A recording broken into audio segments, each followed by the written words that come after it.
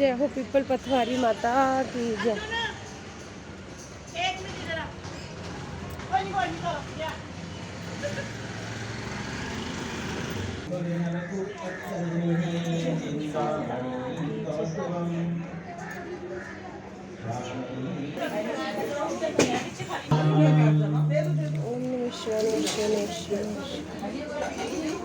स्मृति सकल कल्याणम भाजनम जत्र जायते।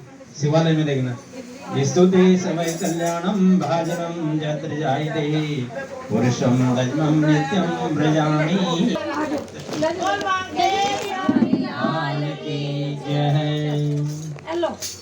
सोनक जी पूछने लगे कि दूसरों का दिया हुआ पुण्य और पाप क्या मिलता है कि नहीं मिलता है। एक सिस्टम है, सतयुग में एक मनुष्य अगर पाप करता था तो उसको पूरे हरि ओम महान दूसरों के बल पुण्य और पाप दिया सकता है कि नहीं दिया जा सकता। ठीक है, परंतु यहाँ पे सतयुग में लिखा है कि अगर कोई बल एक गांव में, ठीक है, एक शहर में अगर कोई पुण्य करता था तो उसको सारे देश को पाप और पुण्य मिलता था। त्रेता में गांव को मिलता था, द्वापर में कुल को। अगर एक कुल में, द्वापर में क्या होता है, अगर एक कुल में किसी ने पुण्य कर दिया, कोई अगर गंगा स्नान करने चला गया तो सबको उसका पुण्य मिल जाता था।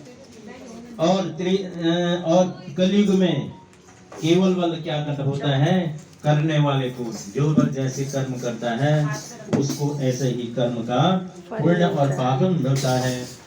एक पात्र में भोजन करने वाले, जब दोनों एक बर्तन में भोजन करते हैं तो दोनों ने जैसे जिसके कर्म हो गए एक दूसरे में क्या हो जाता है, डिवाइड हो जाता है।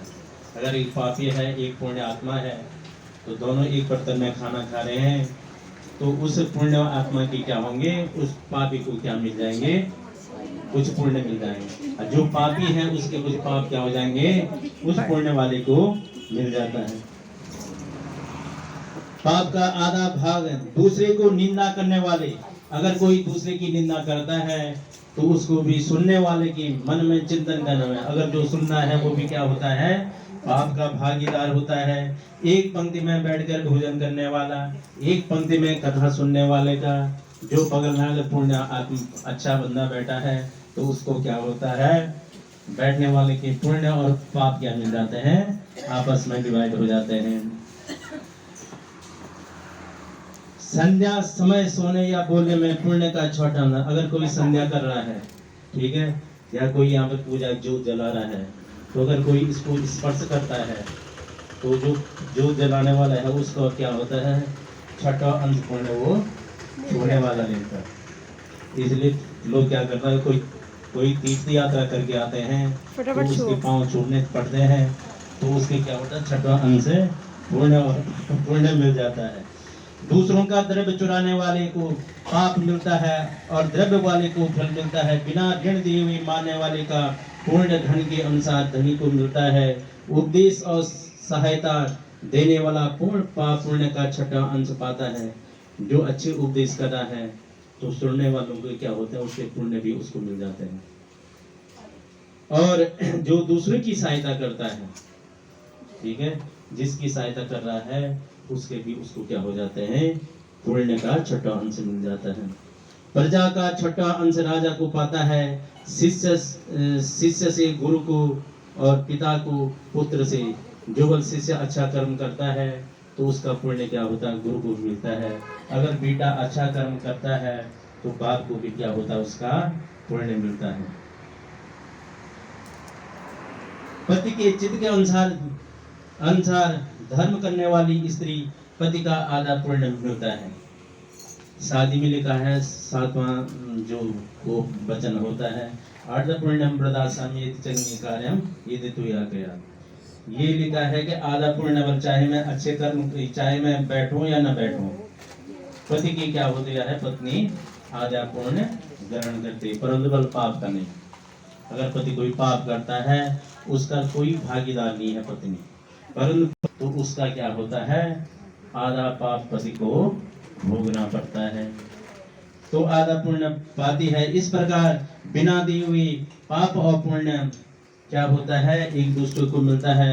इसी के अनुसार अत्यंत पुण्य देने वाला यही एक वृत्तांत आपको सुनाया था, जो पहले भी आया था। उज्जैनी में जो ब्राह्मण था उसने क्या किया था, उनकी नर्मदा के तट पे जो पहली कथा आ चुकी है, उसके साथ बात विवाद किया, उनके सिर के साथ कुछ अच्छे काम कर रही हो, मैं आपको छू रही हूँ और मैं थोड़ा सा पुण्य ले रही हूँ। उनसे जीवन भर करने की बहुत अच्छी बात है। परंतु अंत में कार्तिक में नर्मदा के साथ उसने बैठ करके 1 महीना बिताया है।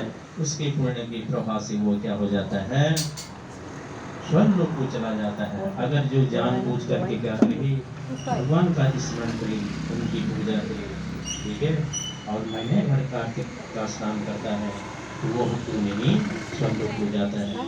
इस प्रकार सूत जी कहते हैं, जो कोई बस इस कार्तिक महात्म्य की कथा सुनता है या सुनाता है, उसने जीवन भर जो भी पाप किया है, इस जन्म के पूर्व जन्म के जो भी पाप किए हैं, वह दूर हो जाते हैं। और अंत में वह कहाँ हो जाता है, विष्णु लोक को चला जाता है। और यहीं पे हमारी ये कथा संपन्न हो जाती है। भगवान नारायण भगवान आपके घर में सुख शांति रखें, आप लोग की जो भी कष्ट हैं वो दूर करें, जिसके व्यापार में कमी है उनके व्यापार में वृद्धि करें, बच्चों की दीर्घायु रखें।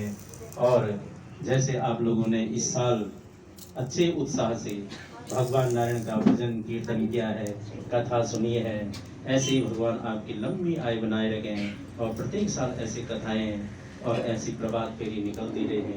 बोले नारायण भगवान की जय, बोले कार्तिक जय। पहले इसमें रुमाल चढ़ाओ। ये सबको हाथ लगवाओ, निकाल लो, निकाल के सबको हाथ और 2 फल पम्मी जी को दे दो ना, पैसे दे दो, उसमें डाल दो, सारे इसमें डाल दो। सारे लोग इसमें डाल दो। हाथ में लगाइए, हाथ में लगाइए, सबको हाथ में डालो, सब हाथ में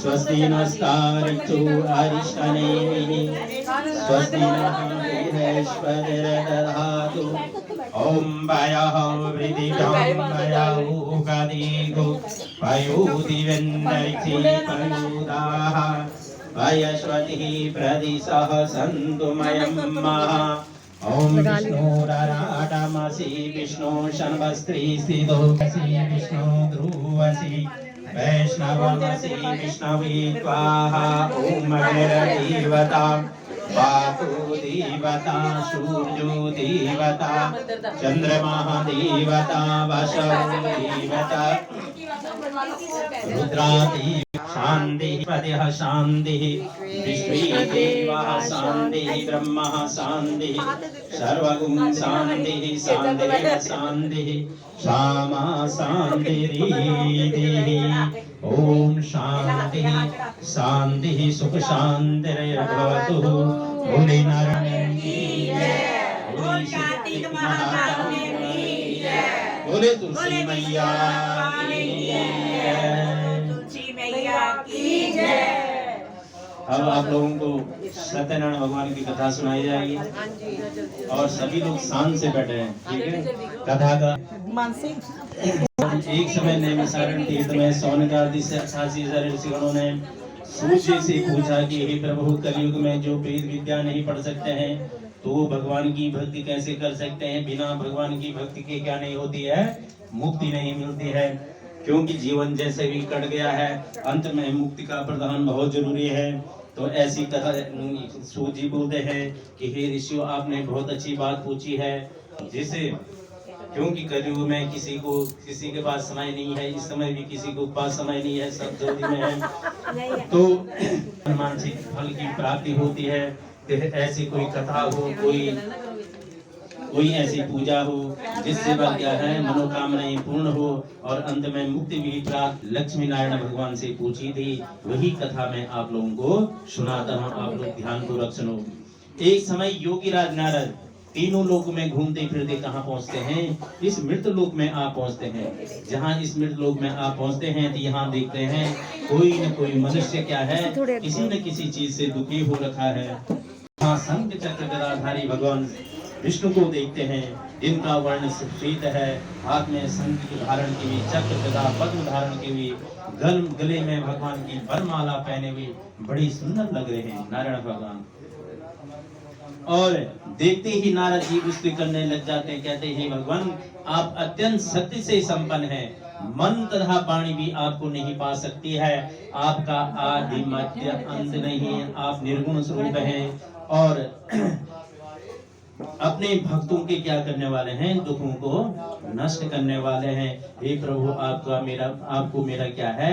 बारंबार प्रणाम है। नारद जी जब इस प्रकार मैं तीनों लोकों में घूमते फिरते पृथ्वी लोक में पहुंचा तो यहाँ देखा मैंने कोई न कोई प्राणी किसी न किसी चीज से दुखी हो रखा है। हे प्रभु यदि आप मुझे अपना प्रिय भक्त मानते हैं तो बताइए कि उनके दुखों का नाश कैसे हो सकता है। तब भगवान जी ने कहा कि हे नारद आपने सब प्राणियों की हित की बात पूछी है, अब मैं तुम्हें उस व्रत के बारे में बताता हूँ जिसको देवता लोग भी नहीं जानते, न पृथ्वी में कोई जानता है, क्योंकि तुम मेरे क्या हैं? प्रिय भक्त हैं। तो वो क्या व्रत है? वो कौन सी कथा है? श्री महान शक्तिवान श्री सत्यनारायण भगवान की कथा है। जो बल इसको भली भांति से करता है, विधि विधान से करता है, उसकी हर मनोकामनाएं पूर्ण होती है और अंत में वह स्वर्गलोक को चला जाता है। स्वर्गलोक को चला जाता है। किस दिन करना है, क्या करना है, कैसे करना है, वो सब विधान हमसे कहो। तब भगवान बोलते हैं कि दुख सुख आदि को दूर करने वाला, सभी स्थानों पे विजय ही विजय दिलाने वाला, धन धन को बढ़ाने वाला, संतान को देने वाला, सौभाग्य को देने वाला, किसी भी मनोकामना के लिए जो भी इस व्रत को करता है उसकी मनोकामनाएं क्या होती हैं? अवश्य ही पूर्ण होती है।